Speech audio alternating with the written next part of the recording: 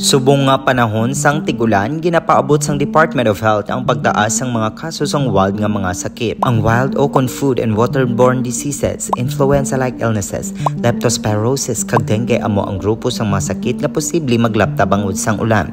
Halin Enero tubtob Mayo nakatala na sang 21,010 ka kaso sang waterborne diseases nga nagakalakip sang kolera, acute bloody diarrhea, rotavirus kag typhoid.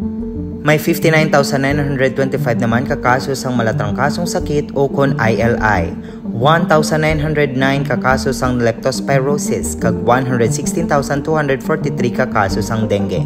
Ini ginadala sang pagbaha, kontaminasyon sang ilimnon kag pagkaon nga nagapadamo sang food and waterborne diseases.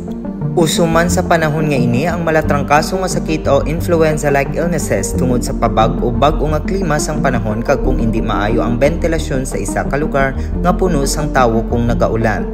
Ang leptospirosis makuha ini sa ihi sang ilaga kag sa iban pa nga mga sapat kung makasulod ini sa mga may pilas nga panit. Delikado kag makapatay ini kung mapabay-an, kay ang atay kag bato amo ang mga una nga organ nga pwede iguon sang bakterya nga leptospira. Kag tungod nga nagatipon ang tubig kung nagaulan, nagadamo man ang mga lugar nga ginapuy-an sang mga lamok nga nagadala sang sakit nga dengue. Ginahagad sang DOH ang tanan nga mangin maagap, maglimpyo kag maghalong agud malikawan ang wild. Subong nga tigulan, magpamati sa mga anunsyo sang pag-asa agud makapreparar antis na magwa sa balay. Magpabilin anay sa sulod sang balay ko na mabaskog ang ulan agud malikawan ang mga peligro nga dala sang wild. Himuon ang taog, taktak, tuyo kag takip sang mga naulanan nga bagay agud wala sang istaran ang lamok nga may dengue. Dayon nga magpakonsulta sa doktor kung may ginabatyag nga sintomas pareho sang lagnat kag sakit sang lawas. Pwede man magtawag sa telekonsulta hotline 1555 press 2 o kung magpadulong sa pinakalapit nga health center sa inyo lugar.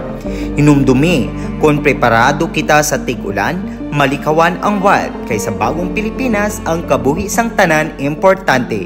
Ini nga pahinumdum halin sa Department of Health Center for Health Development, Soxargen Region.